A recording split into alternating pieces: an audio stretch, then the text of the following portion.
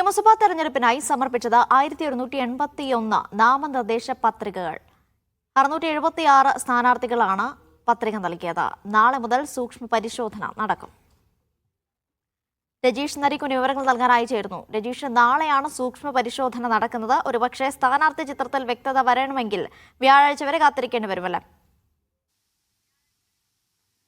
തീർച്ചയായിട്ടും നിലവിൽ 5 മണി വരെ കേന്ദ്ര തെരഞ്ഞെടുപ്പ് കമ്മീഷന്റെ വെബ്സൈറ്റിൽ അപ്ലോഡ് ചെയ്ത കണക്കുകൾ പ്രകാരമാണ് 676 സ്ഥാനാർത്ഥികൾ നാമനിർദ്ദേശ പത്രിക സമർപ്പിച്ചിട്ടുള്ളത്. അതായത് മുഴുവനായി ഇതുവരെ ലഭിച്ച കണക്ക് പ്രകാരം 1181 പത്രികകൾ സമർപ്പിച്ചിട്ടുണ്ട്. ഒരാൾ 2-3 പത്രികകളൊക്കെ സമർപ്പിക്കും. പിന്നീട് സൂക്ഷ്മ പരിശോധനയ്ക്ക് ശേഷം ഇത് പിൻവലിക്കുകയും ചിലത് തള്ളുകയും ഒക്കെ ചെയ്യും. എന്തായാലും നിലവിൽ 5 മണി വരെയുള്ള കണക്കുകൾ പ്രകാരമാണ് 676 സ്ഥാനാർത്ഥികൾ നാമനിർദ്ദേശ പത്രിക സമർപ്പിച്ചിട്ടുള്ളത്. ഔദ്യോഗിക കണക്ക്, അതായത് മുഴുവനായ കണക്ക് വൈകാതെ തന്നെ നമുക്ക് ലഭ്യമായിക്കൊള്ളും. എന്തായാലും നാളെ മുതൽ സൂക്ഷ്മ പരിശോധനയിലേക്ക് കടക്കുകയാണ്. അതിനുശേഷം 26-ാം തീയതി വരെ പത്രിക പിൻവലിക്കാനുള്ള സമയമാണ്. അതിനുശേഷം നമുക്ക് മണ്ഡലത്തിന്റെ കൃത്യമായ ഒരു വിവരം നമുക്ക് ലഭ്യമാകും. എന്തായാലും തീപാറുന്ന പോരാട്ടം പല മണ്ഡലങ്ങളിലും നടക്കും.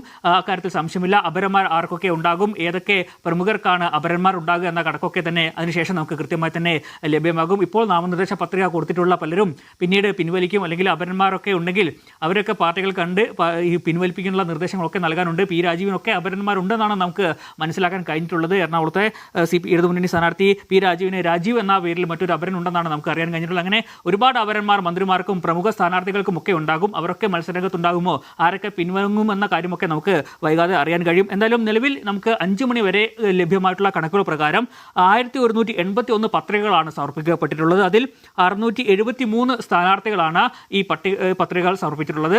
ഔദ്യോഗിക കണക്ക് വൈകാതെ തന്നെ വരും. ശരി, രജീഷ് നരിക്കുനിയാണ് വിവരങ്ങൾ നൽകിയത്.